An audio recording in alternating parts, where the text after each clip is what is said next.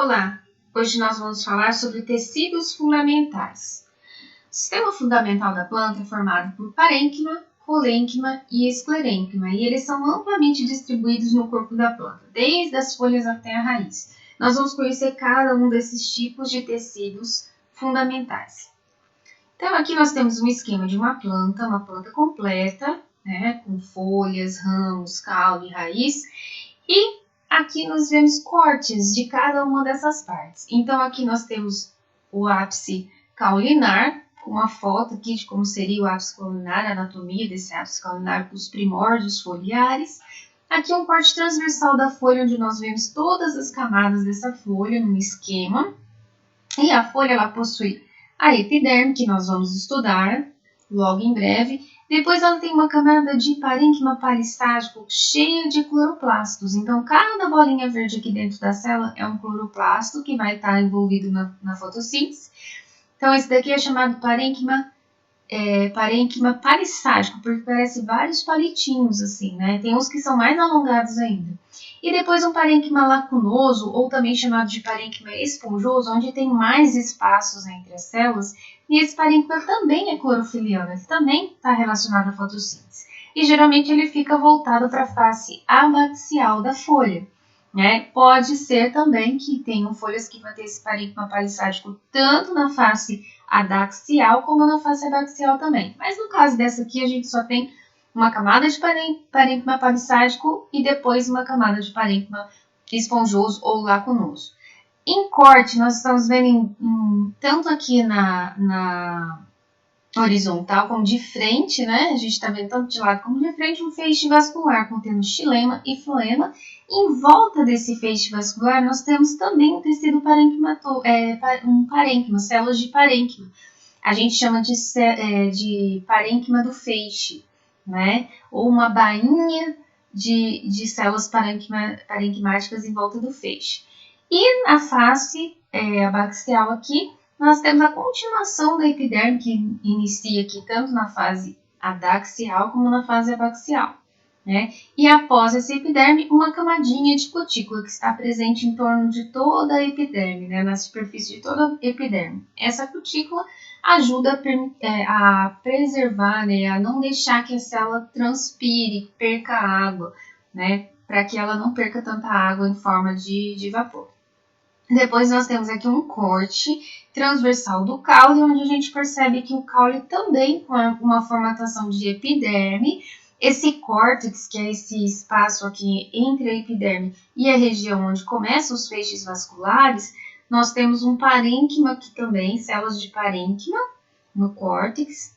Aqui é possível encontrar também em algumas plantas células de colênquima, e algumas fibras também podem ser encontradas aqui. Depois nós vamos ter os feixes vasculares, aqui em azul floema e em rosa bem clarinho xilema, e essa margem aqui, essa linha aqui onde a gente pode ver o câmbio vascular, que são as células meristemáticas que vão dar origem a xilema e floema secundário na planta quando elas estiverem já em crescimento secundário.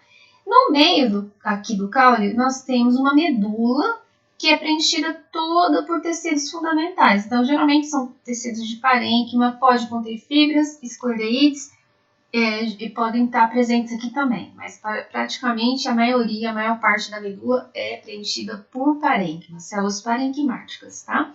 Aqui um corte no ápice da raiz, onde a gente percebe a coifa e os tecidos meristemáticos.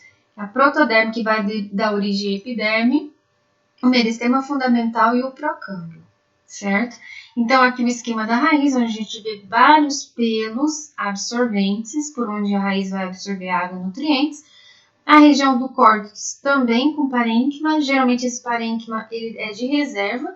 E aqui nós temos o cilindro vascular, e nesse cilindro vascular nós vamos ter o floema em azul e o xilema aqui em rosa clarinho, e aqui nessas linhas, onde nós podemos ver essa estrutura do câmbio vascular também presente aqui.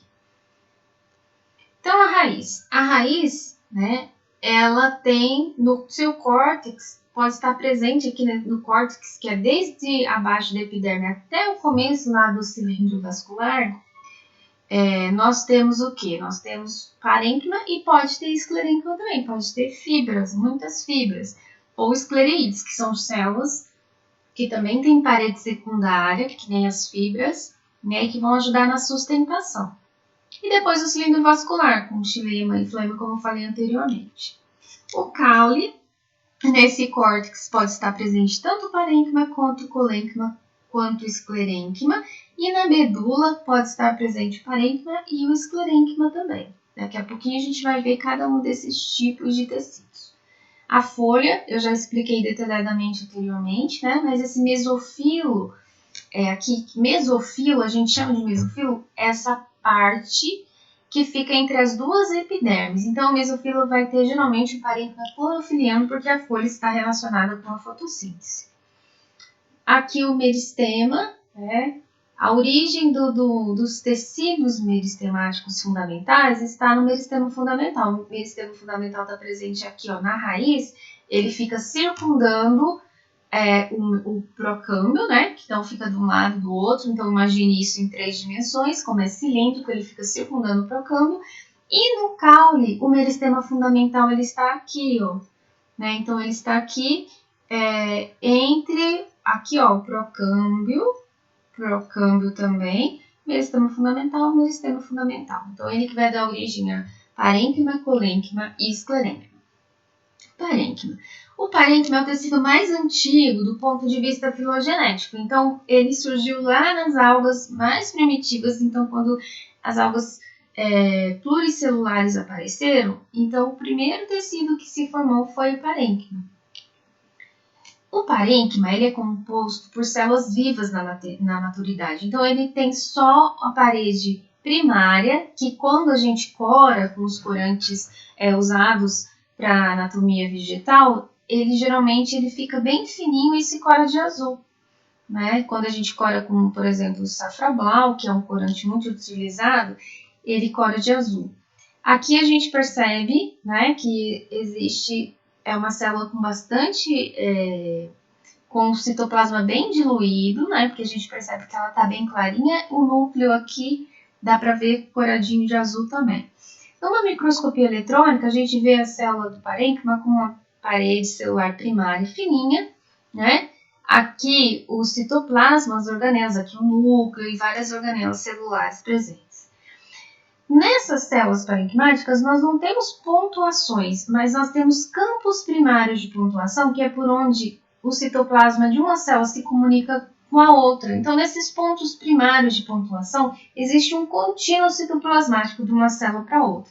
Então, olha aqui em microscopia eletrônica, a gente vê, então, a parede primária dessa célula aqui de baixo, a lamela média bem escura, bem densa, e a parede primária da célula aqui acima.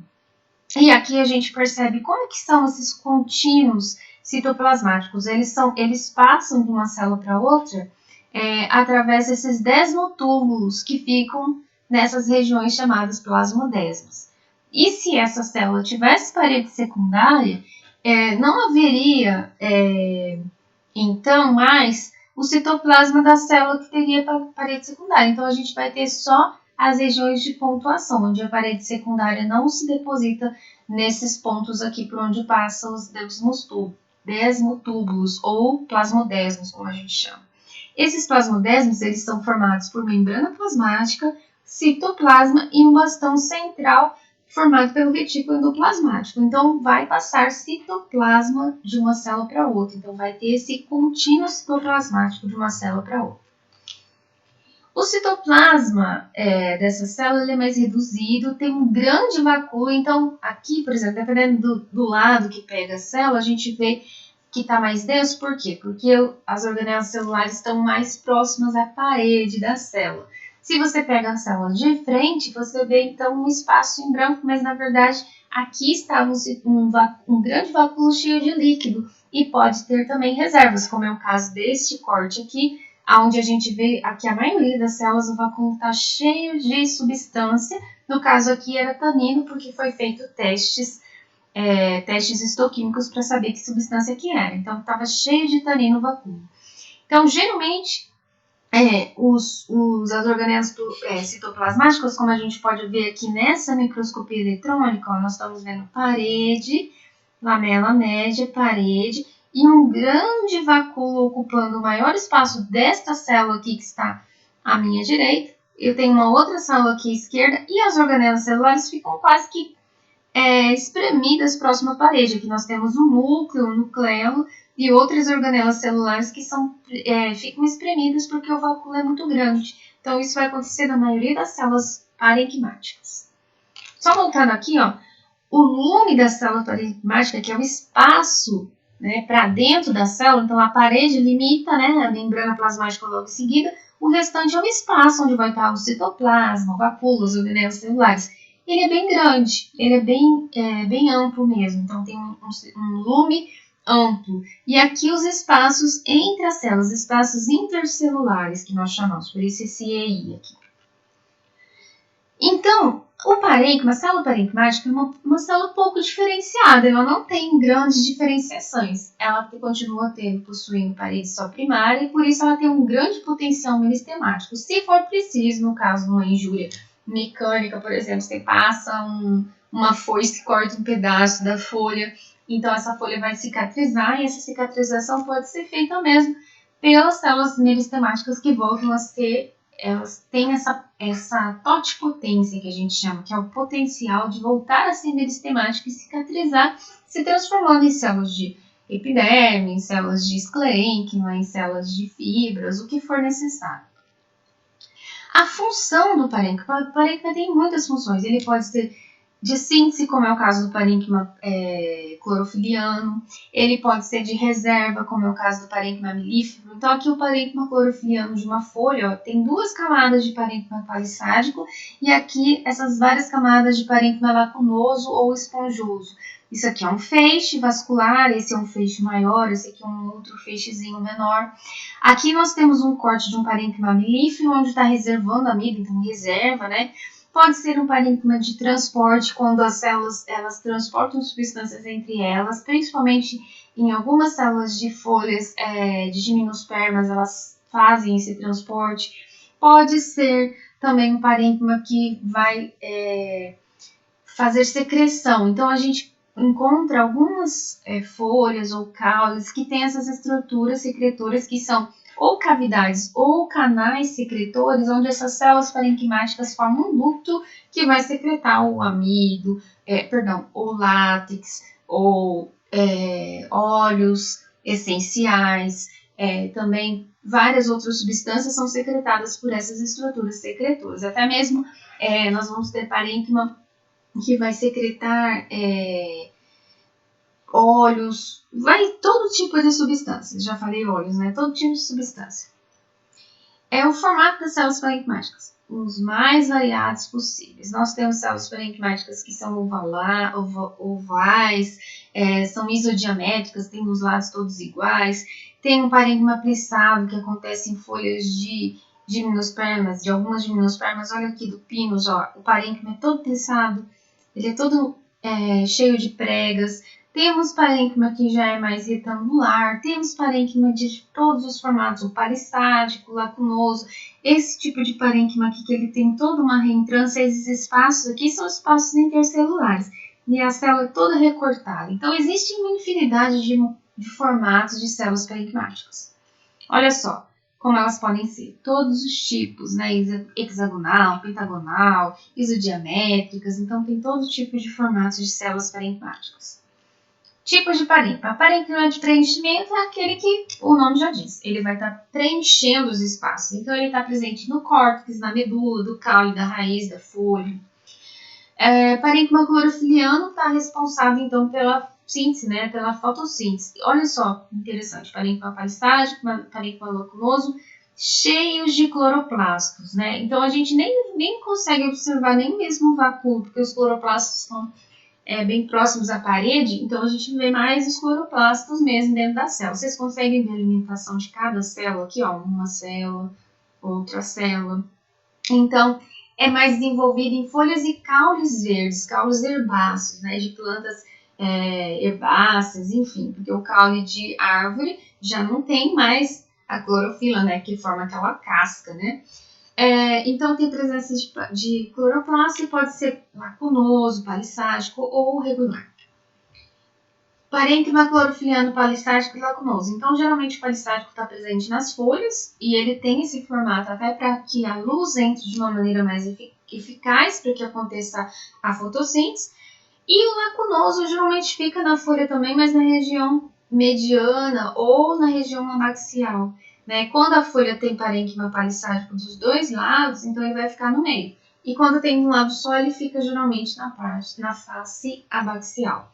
Isso aqui que vocês estão vendo é um feixe vascular, e esse feixe ele tem uma calota de fibras, né? Como se fosse um chapeuzinho cheio de células fibrosas, células de fibra, né? Então essas células elas têm a parede primária e secundária, o lume da célula é muito reduzido, esse pontinho aqui, e essas células são mortas na maturidade. Se a gente fizer um corte longitudinal, essas células são bem alongadas, bem compridas mesmo, e existem plantas que essas células chegam a 50 centímetros de comprimento, como é o caso do linho, né, do rami, que pode ter células de fibra muito longas, muito alongadas.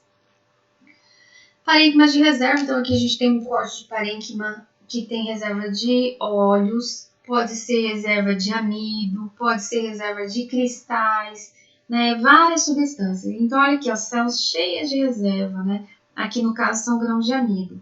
Essas células aqui que estão mais escuras também têm grão de amido dentro desse parênquima. Olha só, o parênquima melífero, quando a gente cora ele com Lugol, os grãos de amido ficam escuros. Então aqui a gente está vendo uma célula, um grão grande de amido, aqui a gente está vendo outra célula com vários grãos. E quando a gente faz essa cora, quando a gente cora ela com Lugol, ou faz esse teste, né, com Lugol, esses grãos de amido ficam escuros. E é muito comum na batata, na batatinha inglesa, na mandioca, esses grãos de amido e em vários outros tipos de plantas. Olha, existem vários tipos de grãos de amido. Eles podem ser mais arredondadinhos, podem ser compridinhos, podem ser de vários formatos, né? Então, todos eles com a reação de Lugol, eles ficam bem escuros.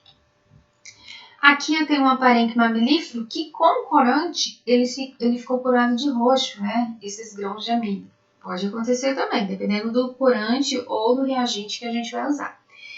Essas células que vocês estão vendo aqui com as paredes em forma de U, na verdade, são células parênquimáticas que têm um espessamento, né, das paredes primárias, e esse espessamento, ele é um espessamento em U, parece U, né? Na verdade, ela tem a parede está em volta de toda a célula, mas ela só é espessada nessas regiões aqui.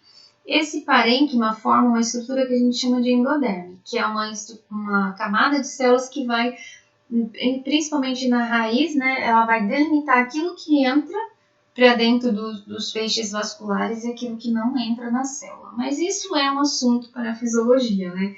E aí depois a gente entra nesse assunto mais detalhadamente. Mas enfim, essas células são um tipo de célula parênquimática. Aqui na medula nós também temos células parênquimáticas. E essas células enormes que vocês estão vendo aqui, ó, são células são xilema, né? São vasos de xilema. E esse aqui é o floema, tá? Floema e xilema. Então, nós temos parênquima aquífero. Em plantas que têm acúmulo de água, que são plantas suculentas que a gente fala, o parênquima no seu báculo reserva água, né? Aqui a gente tem um corte de uma planta, né? Que é uma planta que reserva água, uma planta... Nossa, agora fugiu o nome, né? Mas enfim... São plantas suculentas, agora eu lembrei. E essas plantas, além de reservar água, tem uma outra célula que tem tanino como reserva, né, no vacúolo. Então, elas se destacam com uma coloração diferente. Parênquima erífero. Ao invés de reservar água, esse parênquima ele vai ter... Vou mostrar aqui no detalhe, ó. As células do parênquima são mais reduzidas e existem grandes espaços entre as células onde acumula ar.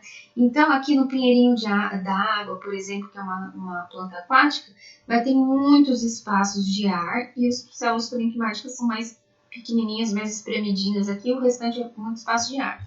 Esse tipo de célula aqui em forma de estrela é um esclerênquima, é um esclereide, que a gente vai ver daqui a pouco. Bom, o colênquima. O colênquima é muito parecido com o parênquima, com a diferença de que a célula tem as paredes primárias espessadas, ou toda a parede é espessada ou em algumas regiões específicas, tá? Então, o espessamento pode ser assim, ó, tangencial, nas paredes tangenciais, pode ser em volta toda da célula ou só nos ângulos das células, como a gente está vendo aqui nessa foto, tá? Então, as paredes primárias são espessadas. Quando a gente faz um corte a fresco, a gente vê essas células de colênquima, elas brilham, as paredes primárias brilham ao microscópio, então a gente consegue reconhecer. E quando é um corte de uma lâmina permanente, a gente percebe que o corante se deposita mais nessas paredes espessadas, então a gente consegue perceber esse colênquima. Esse colênquima ajuda na sustentação, né, de caules, de plantas herbáceas, plantas que sofrem ação do vento, né, então elas balançam com o vento, e para não quebrar nesses caules, tem o parênquima que ele é bem o colênquima, que ele é bem elástico, né? Então ele dá essa mobilidade para as plantas, né? E é uma célula que em corte transversal ela parece isodiamétrica, mas quando você faz um corte longitudinal, ela é uma célula alongada. Então aqui, ó, em corte transversal e em corte longitudinal. Tá? E ela também tem um potencial meristemático. Então, se a planta sofrer uma lesão, ela pode voltar a ser meristemática e cicatrizar essa região. Então, quanto à classificação, a gente pode ter colênquima angular, onde o espessamento acontece nos ângulos de encontro com as outras células. Colênquima lamilar, que acontece em todas as paredes periclinais aqui da célula, né? Lamilar. E o lacunar, que é aquele que os espaços acontecem aonde tem espaço intercelular, acontece o espessamento da parede da célula. Então, se a gente for comparar o parênquima, no parênquima, no corte transversal, nós temos uma célula isodiamétrica, no corte longitudinal também. Já no colênquima, no corte transversal, a gente vai ver uma célula mais ou menos isodiamétrica ou um pouco alongada, e no longitudinal a gente percebe que a célula é bem alongada. E agora, finalmente, o esclerênquima. No esclerênquima, as células são desprovidas de protoplasto na maturidade, então são células que vão ficar mortas na maturidade. Elas têm parede primária e secundária, então geralmente são lignificadas essas paredes, é um espessamento regular dessas paredes, e elas vão possuir pontuações. Então, olha só, vamos ver esse aumento aqui dessa célula. É uma esclerênquima, uma célula de esclerênquima, ela serve para sustentação, assim como as fibras também, né? E ela vai ter, então, de fora para dentro, nós vamos ver aqui, ó. Ela tem a parede primária, que é essa camadinha aqui em azul. Tudo isso aqui é a parede secundária. E aqui seria a membrana plasmática, que não tem mais porque a célula está morta. Então, a membrana já foi decomposta. E aqui, aonde existiam os pontos primários de pontuação na membrana, ficam a pontuação mesmo, a pontuação propriamente dita, onde não é depositado a parede, não é depositada a parede secundária nessas regiões. Aqui, nesse corte aqui, nós vemos várias esclereídes. Essas esclereídes, elas parecem pedrinhas, né? Aqui tem várias. Na pera é muito comum, né? Quando você vai comer a pera, você sente uns grãozinhos como se fossem uns grãozinhos de areia. E, na verdade, são esclereídes que ajudam a dar sustentação, porque a pera tem muita água. Então, para ela não amassar com facilidade, então tem esses esclereídes. Já aqui, ó, a gente está vendo essas células coroadas de vermelho, são os xilema. Então, aqui está um feixe vascular, eu tenho um floema nessa região, um xilema aqui. Mas a gente ainda não está estudando os feixes, nós vamos estudar, né? Então, os esclereídes são essas células que dão estrutura. Nós tínhamos visto o pinheirinho d'água com essas esclereídes em forma de estrelas, que também ajuda a dar sustentação, porque é uma planta que tem muito espaço, né? E aí pode acontecer de sofrer alguma injúria facilmente. Então, para isso tem essas células, esses esclereídes que dão sustentação. E nós temos as fibras. As fibras, geralmente elas são um conjunto, elas formam esses feixes de fibras, né? São células que também são mortas na maturidade, e E elas sempre estão agrupadas assim e elas são muito alongadas em corte longitudinal. Então, quando você vê um feixe de fibra assim, dessa forma que a gente está vendo nessa imagem, quando a gente faz um corte longitudinal, a gente vai ver que elas são bem alongadas, né? Como eu disse, existem plantas que têm fibras de até 50 centímetros de comprimento. Geralmente elas não são tão grandes assim. No linho, né, elas têm 50 centímetros e elas são muito usadas nesse tecido do linho, é feito das fibras do linho. Mas se você fizer um corte desse bloco aqui, desse grupo, desse feixe de fibras, vai estar todas assim, alongadas, uma do lado da outra. Elas podem estar esses feixes isolados ou esses feixes em volta do feixe vascular. Então aqui a gente tem xilema, né, floema e uma calota de fibras para proteger esse feixe vascular da planta. E também vários feixes de fibras próximo à epiderme da planta. Então, ele tem um valor econômico muito interessante, porque quanto mais fibroso for o tecido, ele é utilizado para a fabricação de tecidos, né? E, no caso, para as plantas, dão resistência. Se você fizer um corte transversal na folha da espada de São Jorge, vai perceber que é difícil de cortar. E a navalha lampo perde o fio por conta dessas fibras que são muito rígidas com essa parede secundária e dificulta então o corte. Então perceba que a fibra tem parede secundária, parede primária e parede secundária e são mortas na maturidade. As esclereídes também são mortas na maturidade, parede primária e secundária e muito parecidas com as fibras, porém não são alongadas. Geralmente elas têm uns formatos diferenciados, como estreladas, em forma de célula pétrea, que a gente chama, que parecem umas pedrinhas, como é o caso da pera, né, que possui essas células. Aqui tem um conjuntinho de células pétreas. Elas são, no corte transversal, elas são isodiamétricas, né, tem mais ou menos o mesmo tamanho, mas no corte longitudinal a gente percebe que elas são alongadas. São feixes de fibras e aqui um grupinho de esclereídes, né? Então, as braquisclereídes são essas, ou células pétreas, são essas células que têm o formato de uma pedrinha mesmo, como a gente já viu, que é muito comum na pera. Aqui tem várias braquisclereídes. E aqui a gente tem os macroesclereídes, que são esclereídes em forma de colunas. Olha que interessante. São alongados e colunares. Isso acontece muito em semente de leguminosa, que é difícil, né, de quebrar a dormência de alguma semente de leguminosa. Nas plantas aquáticas, nós temos as astroesclereídes em formato estrelado, como a gente viu no pelinho de água, como tem na ninféia, na Vitória Régia, tem bastante astroesclereídes. E os osteosclereídes, que são esclereídes em forma de ossinhos. Isso também acontece em sementes de leguminosas. Tá? Aqui não está corado de vermelho porque foi usado um outro tipo de corante, mas são fibras também. Ou fibras não, são esclereídes, perdão. O que é a diferença de fibra e esclereíde? A fibra ela é alongada e a esclereíde ela tem formato variado, mas todas elas são tecidos, né, de esclerênquima, que a gente chama. Então, nós estudamos parênquima, colênquima e esclerênquima.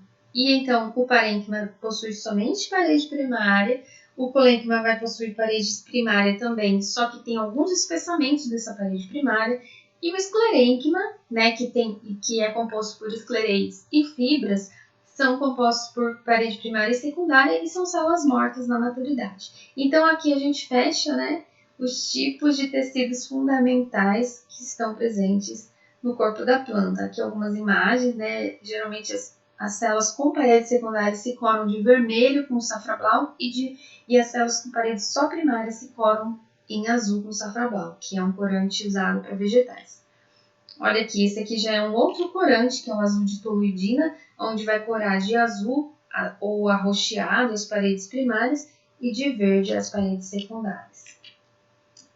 Esse é um outro corante também, não vou me recordar o nome, mas ele cora de vermelho as paredes secundárias e de azul as células com paredes primárias. Então, um corte transversal de cauda, onde a gente vê a epiderme, o córtex, que é toda essa região que tem algumas feixes de fibras aqui, células parenquimáticas.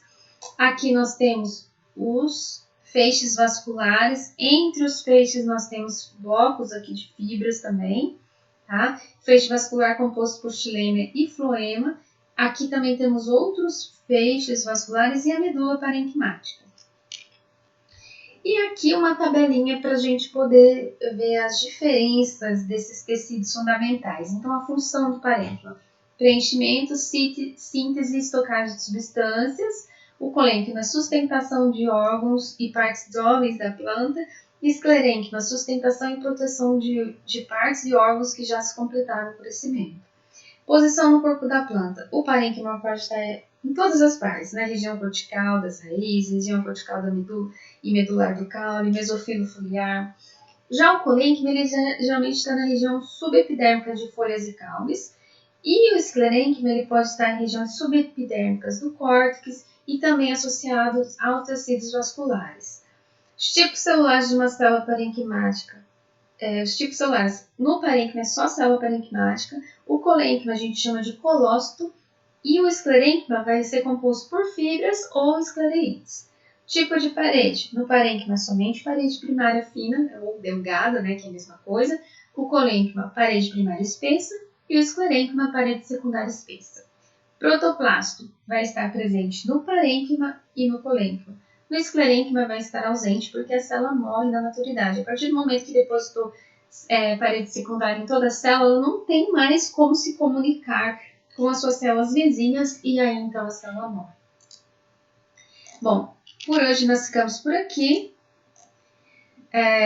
Qualquer dúvida vocês podem entrar em contato comigo pelo WhatsApp, pelo fórum ou por qualquer uma das nossas vias, né, de comunicação aqui no Moodle ou por onde vocês acharem melhor. Até lá. Tchau, tchau.